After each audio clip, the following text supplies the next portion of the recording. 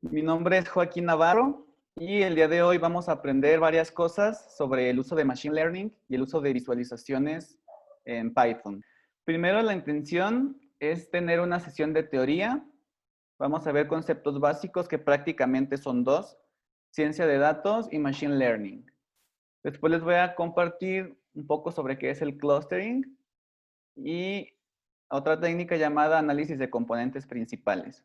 Les voy a comentar para qué nos van a ayudar en este caso con el COVID. Una vez que terminemos la parte de teoría, vamos a tener una sesión rápida de preguntas y pasaremos a la parte práctica. Para aprovechar al máximo el tiempo, empezamos con la parte de teoría. Primero, lo importante aquí es que entendamos qué es ciencia de datos. Y más allá de dar una definición concreta, podemos entender a la ciencia de datos como la intersección de tres áreas. Tenemos por un lado habilidades tecnológicas, que aquí principalmente hablamos de programación. Por otro lado, conocimiento de matemáticas y de estadística. Y por último, tenemos la experiencia sustantiva. Esto es el conocimiento de un campo específico, puede ser cualquiera, más allá de los dos anteriores, más allá de programar, más allá de matemáticas. Este campo de experiencia sustantiva puede ser realmente cualquiera, puede ser química, puede ser educación, puede ser ciencias sociales, puede ser humanidades, realmente no está limitado. Y la intención es que el científico de datos tenga estas tres áreas, no solamente sea el programador que se encarga de desarrollar los algoritmos necesarios, sino que a la par conoce de fondo las matemáticas que hay detrás de muchos modelos que va a usar y además de eso está consciente de los conocimientos del campo que se están utilizando. Una vez que nosotros sabemos qué es la ciencia de datos, vamos hacia el otro concepto. El otro concepto es Machine Learning. Vamos a ver, para entender Machine Learning tenemos que entender qué es la inteligencia artificial. Y definir esto no es sencillo, es un campo en el que realmente entran muchísimas disciplinas para poder conceptualizarlo. Podemos tener miradas desde la tecnología, desde la psicología cognitiva, desde muchas otras disciplinas. Entonces realmente sería complicado y nos llevaría una sesión muy larga debatir esto a fondo, pero para fines prácticos vamos a entender Artificial Intelligence as a program that can sense, reason, act, and adapt. Un programa informático que puede hacer estas funciones, tanto puede estar obteniendo información del medio, como razonar de alguna forma, actuar y adaptarse con base en ello. ¿Sí? Entonces, vamos a entenderlo así. Y para poder situar el Machine Learning dentro de esto, vamos a entender que Machine Learning es una disciplina específica dentro de Artificial Intelligence. ¿Sí? Es una parte de ella. Y lo que aquí dice es algorithms whose performance improves as they are exposed to more data over time. Quiere decir entonces que es un tipo especial de inteligencia artificial con la característica de que conforme más datos tengan del fenómeno que están modelando, van a mejorar su funcionamiento. Así podemos entenderlos a grandes rasgos y podemos mencionar un ejemplo de cada uno. Por ejemplo, de inteligencia artificial, aquí tenemos una computadora muy famosa llamada Deep Blue. Fue muy famosa en 1996 por derrotar a un campeón mundial de ajedrez llamado Garry Kasparov. Y entonces, en este caso, ese sistema, por cómo funcionaba, realmente no importaba cuántas partidas tuviera. Ya tenía reglas específicas mediante las cuales funcionaba. Y entonces es un tipo de inteligencia artificial, pero no es machine learning. Como un ejemplo de Machine Learning tenemos una aplicación realmente muy usada por todos, Google Maps. ¿Por qué? Conforme más datos tenga Google Maps de nuestros historiales de navegación, va a ser mucho más preciso al momento de sugerir rutas. Entonces, en este caso, tanto es un tipo de inteligencia artificial la que utilizan en Google, como utiliza recursos de Machine Learning. Espero que con esto quede clara la diferencia, porque realmente son términos polémicos, no es tan sencillo esto, pero a grandes rasgos así los podemos entender. Muy bien, lo que sigue es hablarles un poco de técnicas específicas que vamos a usar ahorita en Python. Primero les voy a hablar sobre el clustering. El clustering es un tipo específico de Machine Learning y lo podemos entender de la siguiente forma. Aquí les voy a mostrar un conjunto de puntos. Tenemos 6 puntos y tenemos identificados 2 grupos por proximidad. El grupo negro y el grupo rojo. Entonces aquí, ¿qué pasa si agregamos un nuevo punto? Sería muy sencillo asignar visualmente este nuevo punto a uno de los 2 grupos por proximidad. Entonces, fácilmente identificamos que este iría dentro del grupo de los puntos rojos. La intención aquí es entonces ver que si ponemos el nuevo punto en esta nueva posición, tal vez ya no sea tan sencillo asignarlo visualmente. Necesitamos tal vez algunas otras herramientas de apoyo.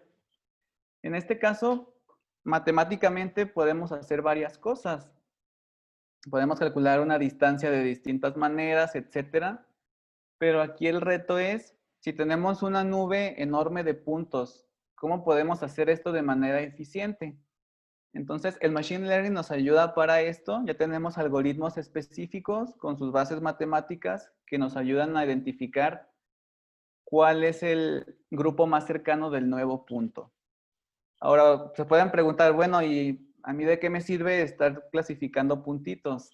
¿Qué pasa si esos puntos realmente lo que representan son características de un perfil de Netflix, por ejemplo? Esto nos ayuda bastante al momento de hacer recomendaciones, al momento de clasificar a los distintos perfiles de acuerdo a sus historiales de navegación, y esto ayuda para hacer nuevas recomendaciones con base en lo que han visto algunos usuarios parecidos. ¿En qué más puede ayudar esto? En Amazon ocurre algo similar. De acuerdo con los historiales de los intereses de lo que se compra, también se pueden hacer recomendaciones a los usuarios que compraron cosas que son similares a lo que nosotros hacemos. Y otro ejemplo de para qué sirve esto es en las redes sociales. También hay forma de, por ejemplo, en Facebook o en Instagram, utilizar todo esto para, por ejemplo, sugerir nuevos amigos, para poder sugerir cierto contenido específico, etcétera. Entonces vemos que esto realmente es relevante, que se aplica en muchas cosas que usamos, y ahorita nosotros vamos a darle otro uso con los fines de este reto. La otra técnica que vamos a usar, esta no es de Machine Learning, simplemente es algo que nos va a ayudar al momento de aplicar la técnica anterior. El análisis de componentes principales tiene una base matemática que implica conocimientos de álgebra lineal, sobre todo proyecciones ortogonales y de estadística, por ejemplo, saber qué es una covarianza. Sin embargo, no es necesario que lo entiendan para poder llevar el taller. Aquí simplemente les voy a enseñar cómo se programa, cómo se usa y listo. Y entonces, por ahora vamos a entender solamente el análisis de componentes principales mediante esto. ¿Qué es lo que nos indica esto? Nosotros podemos tener tablas muy grandes con datos, como en el caso de arriba. Y si nosotros queremos pasar esto a una representación gráfica como la que teníamos hace un momento, donde tenemos puntos específicos, cada punto, como tenemos un plano cartesiano, está formado por 2 coordenadas. Entonces, vamos a entender el análisis de componentes principales como una técnica matemática que nos va a ayudar a pasar información de una tabla muy grande con muchos campos a una representación gráfica de 2 puntos como la que vemos aquí. Para poder hacer todo esto, necesitamos hacer ciertas transformaciones para conservar la mayor cantidad de información posible. El hecho de pasar nuestra tabla grande a esta otra representación implica que vamos a perder información. Eso es un hecho. Pero lo que hace esta técnica es que trata de que se pierda la menor información posible. Y va a ser suficiente con que lo entendamos de esta forma. Bueno, ya tenemos idea de el clustering para qué sirve, en aplicaciones usuales, pero para los fines de este taller, ¿de qué nos sirve? Muy bien, podemos partir de estas preguntas. ¿El COVID-19 se comporta igual en estados lejanos como Sonora y Yucatán? O por ejemplo, ¿se comporta igual en lugares con grandes diferencias en números de habitantes, como el caso de la Ciudad de México y Colima? Entonces, ¿cómo podemos saber en qué regiones existe un comportamiento similar? En este caso ya nos vamos acercando más a lo que mencionábamos. Entonces, en vez de utilizar los perfiles de Netflix o en vez de utilizar los historiales de Amazon, aquí vamos a usar los datos de COVID y los grupos que vamos a identificar, así como los veíamos en la gráfica, son los distintos estados de México. Y entonces, antes de pasar a la parte de preguntas, les explico la parte práctica de qué se va a tratar. Aquí tenemos 3 pasos de lo que vamos a hacer hoy. Primero vamos a descargar una tabla de casos confirmados y a su vez esa tabla, como mencioné, la vamos a transformar en una representación donde tengamos un plano cartesiano y tengamos distintos puntos representando los diferentes estados por medio de PCA, análisis de componentes principales. Y el siguiente paso sería, una vez que ya tenemos esta representación, hacer clustering para identificar cuáles son los grupos de estados. Y así nosotros darnos una idea de cuáles son los estados con comportamiento similar. Entonces, con esto terminamos la parte de teoría y me gustaría saber si antes de pasar a la parte práctica hay alguna pregunta. Aquí Jesús Alberto pregunta, hola, dentro de inteligencia artificial, ¿qué otras disciplinas se encuentran aparte de Machine Learning? Fíjate que hay distintas formas de clasificarlas. Por el lado de distinguirla del Machine Learning, podríamos tomar por ese lado el razonamiento basado en reglas. Por otro lado, tenemos otra área que es más probabilística, donde tenemos algo llamado redes bayesianas. En este caso, tenemos más bien el uso de probabilidades específicas, pero que de todos modos entra en la inteligencia artificial. Entonces, por mencionar 2 que se separen del Machine Learning, tenemos esos casos. Hay otras formas de distinguir esto. Si nos enfocamos más bien en hacia qué se aplican, podemos tener, por ejemplo, procesamiento del lenguaje natural, que se enfoca en que las máquinas entiendan tal cual nuestro lenguaje, ya sea escrito o hablado. Tenemos, por ejemplo, visión artificial, que por medio de una cámara, la intención es que las computadoras interpreten qué es lo que se está grabando, etcétera. Esa sería otra forma de clasificar. Y estas dos, el procesamiento del lenguaje natural y la visión artificial, pueden nutrirse de las otras ramas. Clasificación y clustering es la misma técnica, eso nos pregunta Óscar Alberto. No son lo mismo porque si bien clustering nos ayuda a identificar grupos, clasificación podríamos decir que va un poco más allá. Vamos a explicarlo brevemente. Para hacer clustering, tú solamente necesitas un conjunto de datos y listo.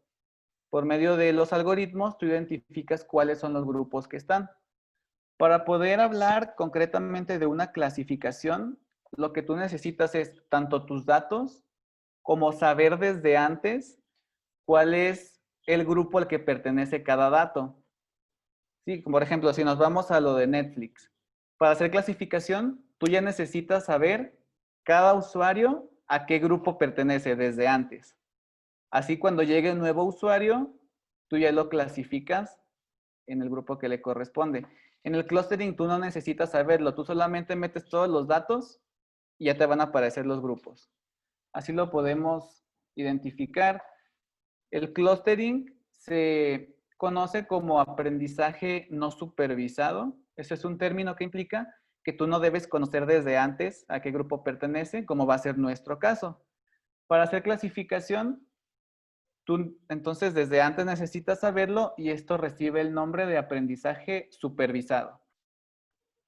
María Girola nos pregunta, ¿nosotros elegimos la información que se pierde al pasar la tabla a la representación gráfica? Así es.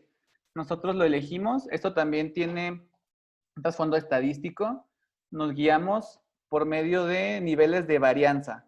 ¿Sí? Si esto les suena conocido, la varianza es como la dispersión que tienen los datos, qué tanto varían entre ellos. Y eso es un criterio que nosotros usamos para seleccionar en qué momento se pierde menos información. Gladys Choque Ulloa nos pregunta, buenos días, ¿qué otros lenguajes de programación nos recomienda para hacer Machine Learning aparte de Python? Pienso que en la actualidad con Python sería suficiente para acercarte en esto. Python sigue siendo el lenguaje líder en estos casos y más bien lo que se puede hacer es complementarlo con otros lenguajes, pero enfocados en otras cosas. Lo que les recomendaría más es que Python lo enfoquen en el Machine Learning y que, por ejemplo, se acerquen al lenguaje R. R está más especializado en estadística y entre los dos realmente son una combinación bastante poderosa. Andrés Esaú Pérez pregunta, ¿cómo sabemos que en un análisis los agrupamientos son los adecuados? A mayor número de clústeres, mayor precisión. Esta pregunta es bastante buena. Como no hay una forma única de hacer clustering, nosotros tenemos tanto muchos algoritmos para elegir y también las distancias las podemos calcular de distintas formas. Existe distancia euclidiana, distancia de Manhattan, distancia de Mahalanobis. Tenemos muchos recursos. Por lo tanto, sí es todo un reto saber cuál es el número de grupos adecuados. Para esto hay algunos criterios ya matemáticos. Por ejemplo, hay uno que se llama el método del codo, que nos da una idea de cuál sería el número óptimo. Hay otro que se llama el método de la silueta. Para los fines del taller, nos vamos a guiar visualmente. Con esto terminamos las preguntas y vamos a pasar a la parte práctica. Yo les preparé un notebook que ahorita les voy a pasar el enlace para que lo abran y les voy a guiar paso por paso para que vayan haciendo la práctica. Antes de eso, les voy a mostrar un estudio en el que nos estamos basando. Lo que vamos a hacer hoy ya se hizo antes, pero en otro tiempo y con otros datos. Entonces les voy a volver a compartir mi pantalla para que se den una idea de dónde salió esto. Muy bien, aquí pueden ver ustedes un notebook, así como el que nosotros vamos a hacer sobre tuberculosis. Aquí vamos a dar un vistazo rápido. Aquí pueden ver un data frame que nos indica algunos países. Aquí tenemos desde Afganistán hasta Andorra, pero tenemos muchos más. Y tenemos cifras desde 1990 hasta 2007.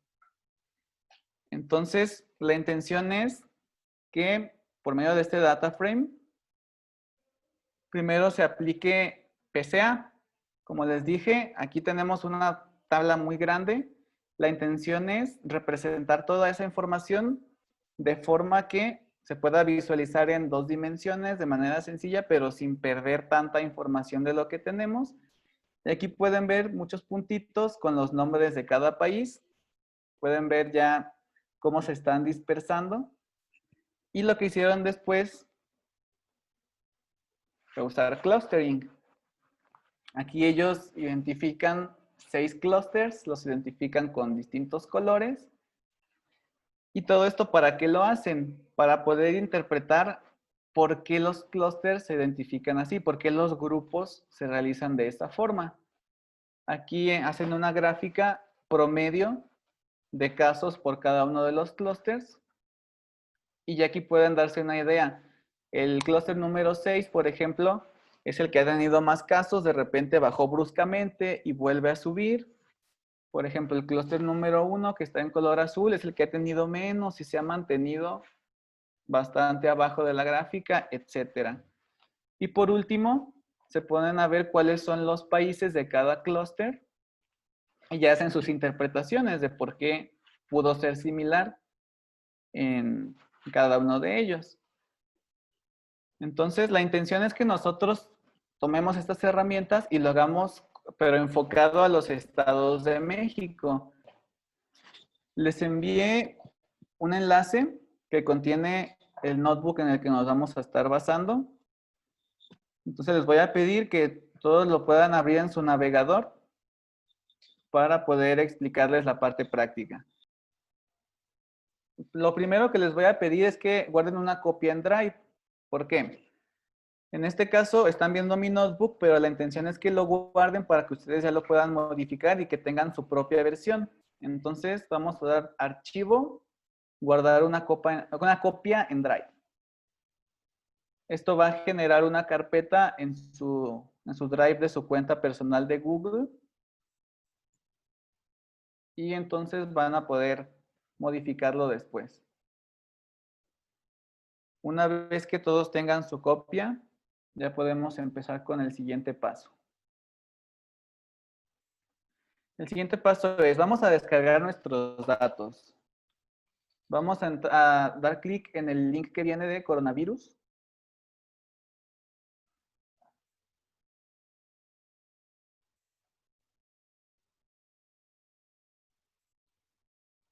Y entonces nos aparece esta página. Vamos a visualizar rápidamente el mapa de casos confirmados. Aquí les voy a adelantar un poquito de la siguiente sesión. Si se fijan en la parte inferior derecha, se realizó con una herramienta llamada Leaflet. Esa herramienta ustedes la van a aprender a utilizar en la siguiente sesión por medio de Python. Para poder crear mapas de esta forma que puedan ser interactivos, pueden ustedes mover, pueden hacer zoom y ustedes van a poder colorearlos y hacer más cosas con ellos. Muy bien, ahorita lo que vamos a hacer es dar clic en la parte de la izquierda donde dice descargas.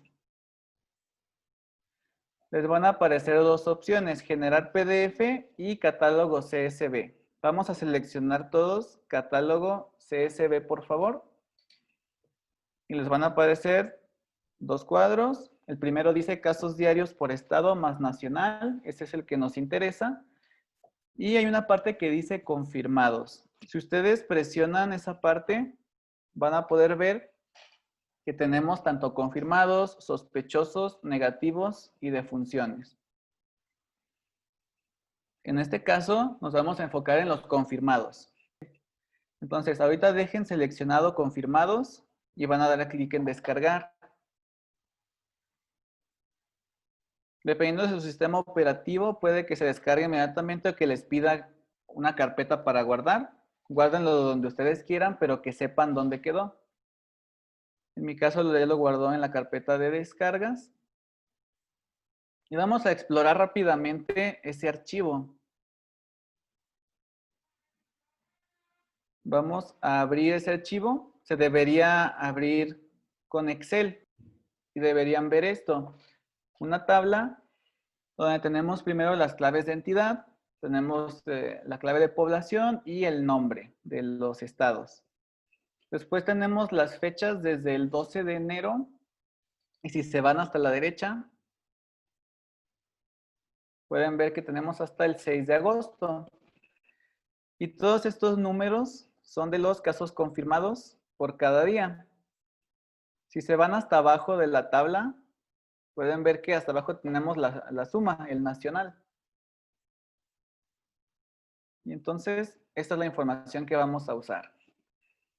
Relacionando lo que comentábamos hace un momento, si quisiéramos nosotros saber cuáles similaridades existen entre los estados, con este tipo de gráfica sería complicado. Claro que nos otorga información con detalle y eso es necesario, pero para los fines de los grupos y de las similaridades necesitamos utilizar PCA para pasar esto a una forma más sencilla. Entonces ya cumplimos con descargar los datos. Vamos ahora a importarlos a Google Colab. Ustedes se van a fijar que en la parte izquierda superior dice archivos. Inmediatamente abajo hay una hojita con una flecha hacia arriba. Y abajo de eso hay una carpetita con una flecha hacia arriba. Aquí tengan mucho cuidado. Vamos a presionar la hojita que está inmediatamente abajo de archivos, la que es una hoja blanca con una flecha gris.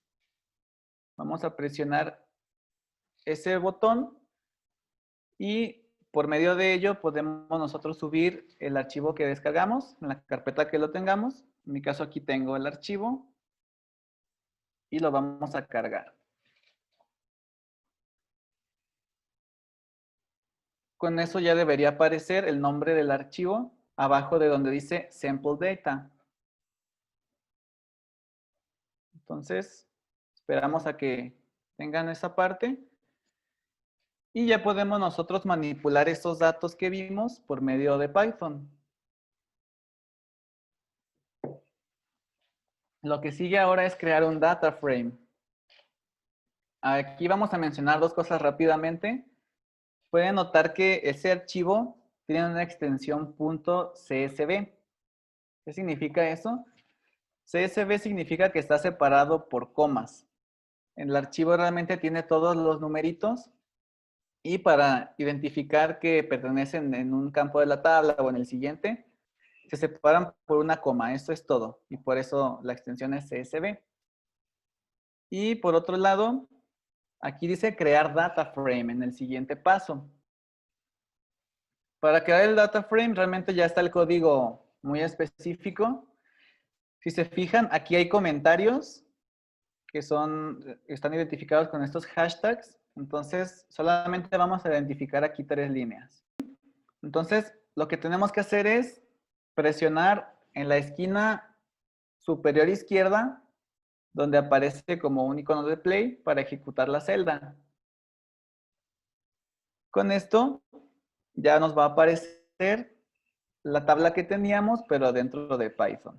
Entonces, ¿qué es lo que hicimos aquí? Usamos la librería de pandas. Esa es la primera línea. Después cargamos el archivo. Yo ya tenía ahí el nombre del archivo escrito en el notebook.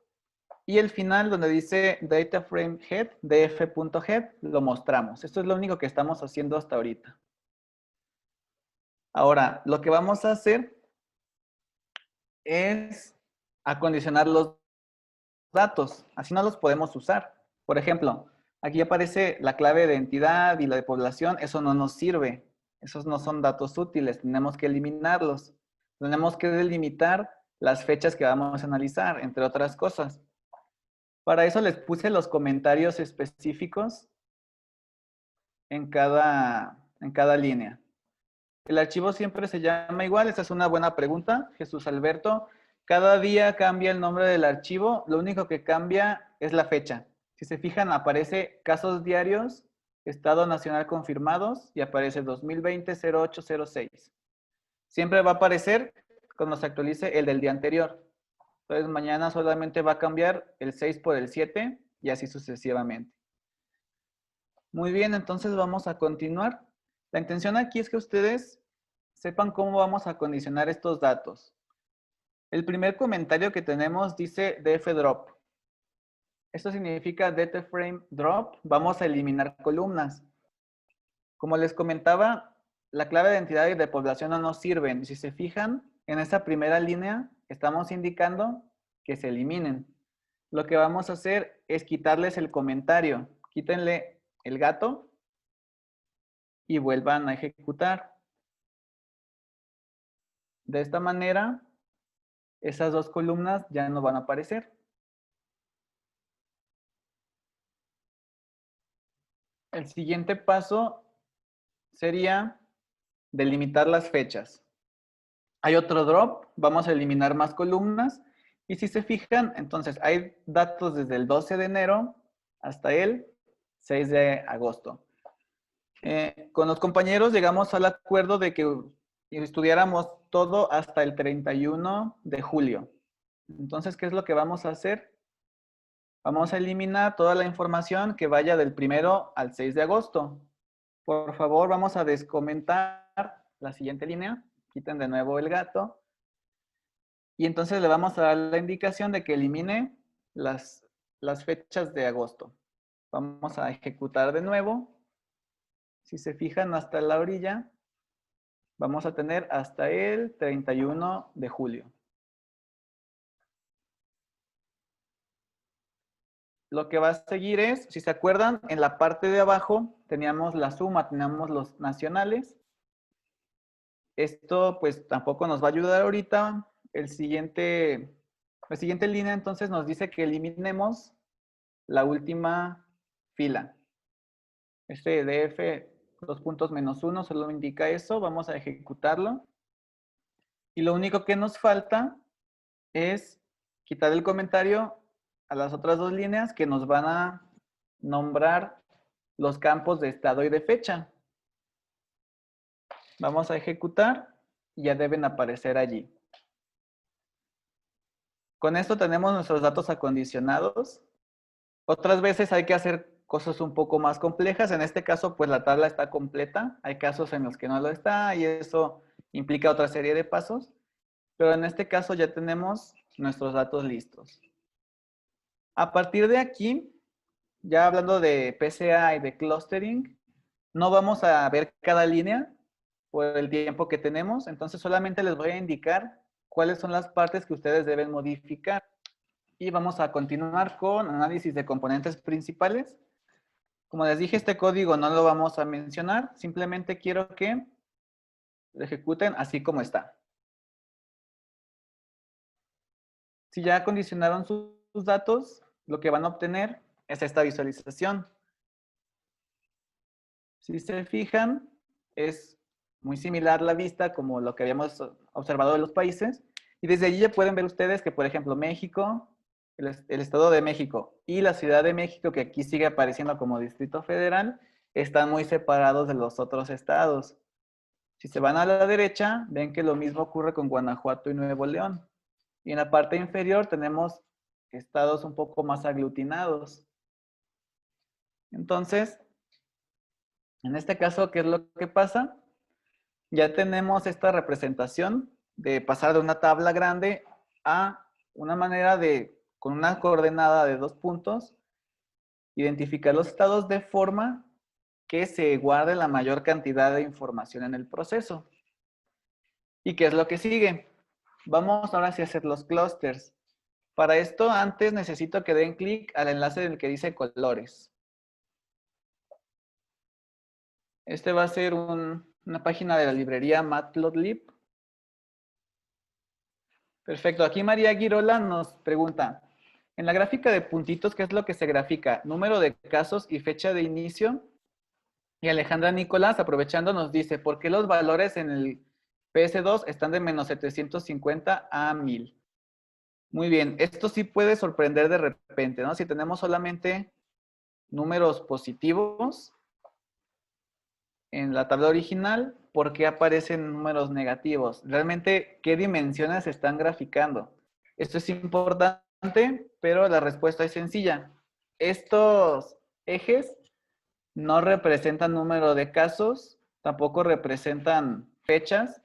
Se les llama componente principal a cada uno de esos ejes. Si se fijan, no tenemos fecha ni nada de eso, tenemos solamente PS1 y PS2.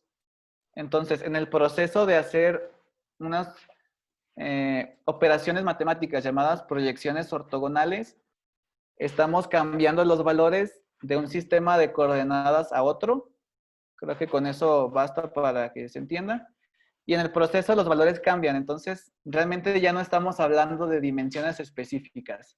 Solamente tenemos los valores así, de esta forma se conservó la mayor cantidad de información y listo. Simplemente nos están indicando que de esa forma nosotros podemos ver más claras las diferencias, respetando la información original en la mayor medida. ¿Tenemos más preguntas? ¿Es necesario entender los procedimientos matemáticos para poder darles una interpretación? Aquí depende del nivel de detalle del que te refieras. Para los fines de esta sesión realmente no hace falta, porque ahorita que hagan los clústeres, ustedes ya pueden hacer una interpretación con base en ellos y con base en otras cosas que ustedes investiguen, por ejemplo, la cantidad de habitantes que hay, qué factores influyeron más en cada uno de los estados, y con eso es suficiente. Realmente no hace falta más para los fines del taller. Si les interesa ya justificar más a fondo por qué ocurre esto, identificar ya cosas más específicas, pues mucho mejor, pero no es que sea necesario para poder interpretar y al final se van a dar cuenta que es posible. Muy bien, ahora vamos a hacer los clusters. Les pedí que dieran clic en la parte de los colores. Pueden ustedes bajar hasta donde aparece Base Colors, Tableau Palette, etc. Esto es para que ustedes se fijen cómo ustedes pueden identificar que quieren un color específico. Lo más sencillo pues son los colores de base con una sola letra, pero tenemos algunos otros, los SS, por si ustedes quieren usarlos. Ok, Julio César, ¿en qué parte del código se realizó la proyección ortogonal de cada dato? Vamos a regresar rápidamente. Esa parte se realiza en la línea donde dice Existing 2D PCA Transform. Ahí se hace la proyección ortogonal. Lo que pasa es que eso es una función, no implica que sea un solo paso, sino que eso nos está llamando a todo un proceso que nosotros llamamos de esa forma. Muy bien. Clustering. Ya que nosotros tenemos abierta la paleta de colores, podemos empezar con ello. De nuevo, esto no lo vamos a ver a fondo por el tiempo que tenemos, solamente les pido que ejecuten esta parte y pueden ver ustedes una gráfica. Aquí les van a aparecer 3 clusters. ¿Por qué 3? Porque el código está configurado para 3, pero no indica que eso sea la respuesta más adecuada. Rápidamente, les comenté que como hay distintas formas de hacer clustering, no podemos decir que haya un número absoluto que sea el indicado.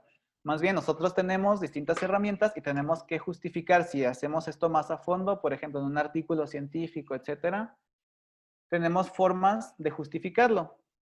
Ahorita pues va más allá de los fines del taller, pero rápidamente les voy a mostrar cómo ustedes pueden cambiar el número de clusters y visualmente ustedes pueden decidir cuál es el que se acerca más. Vamos a ver en la parte de clustering. El algoritmo que estamos usando aquí se llama K-means. Solamente necesito que cambien 2 cosas para poder manipular este código. Vamos a fijarnos en la parte que dice K-means igual, K-means n cluster igual a, y ahí ustedes van a fijarse que tiene un 3. Entonces, vamos a poner ahora 4. Eso no va a ser el único cambio necesario. Van a fijarse ustedes más abajo donde dice Styles. Ustedes van a ver que aparecen 3 colores específicos. ¿Sí? Aparece B, R, Y. Lo que tienen que hacer ustedes es, al final de la Y, poner una coma, poner una comilla simple y escoger el color que ustedes quieran. Por ejemplo, yo voy a tomar dark green. Listo. Si ustedes hacen estos 2 cambios, ya deberían poder ejecutarlos sin problemas. Si se fijan, aquí ya me aparecen 4. Y así sucesivamente, ustedes pueden modificar esto. Y la intención es que entonces identifiquen cuáles son los estados más parecidos en comportamiento. Aquí ya pueden darse una idea. Distrito Federal y México aparecen en el mismo. En este caso podemos ver los demás cómo se van agrupando. Y ustedes ya pueden ir modificando este número. Aquí tenemos algo que se llama gráfica promedio de casos por grupo. Aquí solamente necesito que hagan lo siguiente. Yo aquí dejé 4 clústeres. Ustedes van a experimentar con esto como ustedes gusten, pero para poder hacer la siguiente gráfica, yo necesito que aquí haya 4 números. En Python empezamos a contar desde 0. Entonces, si yo tengo 4 clústeres, yo necesito que aquí haya 0, 1, 2 y 3. De esta forma ya voy a poder hacer la siguiente gráfica. ¿Se acuerdan que en lo de la tuberculosis había gráfica promedio por cada grupo? Aquí tenemos lo mismo, el promedio del clúster 0, del 1, del 2 y del 3. Aquí pasa algo importante. Pueden ver que hay unos brincos muy extraños. Mis compañeros David y Mónica me explicaron que esto se debe a cómo trabajan las instituciones, que los fines de semana realmente no se reportan y por eso ven que disminuye de una forma muy periódica. Muchas veces eso se pasa hasta el lunes. Incluso pueden ver unos picos al inicio que implica que los lunes suben. Esa es la explicación, por eso tenemos este comportamiento. Ahorita lo que me interesa es que comparen el comportamiento de los distintos clústeres. Esta gráfica se podría modificar, claro, para poder eliminar eso, pero también me interesaba que vieran cómo están los datos. Entonces, ustedes ya pueden ver acá el clúster donde tenemos a Distrito Federal y México, es el clúster 2 y tenemos los mayores casos y ya podemos ver el comportamiento de la gráfica. Ese es el promedio de los dos estados. Y así pues, sucesivamente pueden ver cuál corresponde a cada uno y pueden empezar a ver las similaridades. Por último, si ustedes quieren saber en cada clúster cuáles son los estados que le corresponden, visualmente puede ser complicado porque aquí se traslapan. Al final les puse un código donde, por ejemplo, aquí aparece el número 0, cuáles son los estados del clúster 0, y aquí podemos ver Guanajuato, Nuevo León, Puebla, Tabasco, Tamaulipas y Veracruz. Si usamos ese número de clústeres, realmente estos son los que aparecen como similares. Pero si yo lo voy modificando, van a aparecer diferente. Entonces, aquí por ahora el reto sería que ustedes experimenten con el código, visualmente identifiquen cuál número de clústeres les convence por medio de esta gráfica y así ya ustedes pueden empezar a sacar más conclusiones de ello con las otras gráficas. En la siguiente sesión, lo que vamos a hacer es ahora pasarnos a la visualización geoespacial. Les voy a enseñar cómo hacer mapas interactivos desde Python. Les agradezco que hayan estado conmigo. Espero que se hayan resuelto sus dudas. Muchas gracias.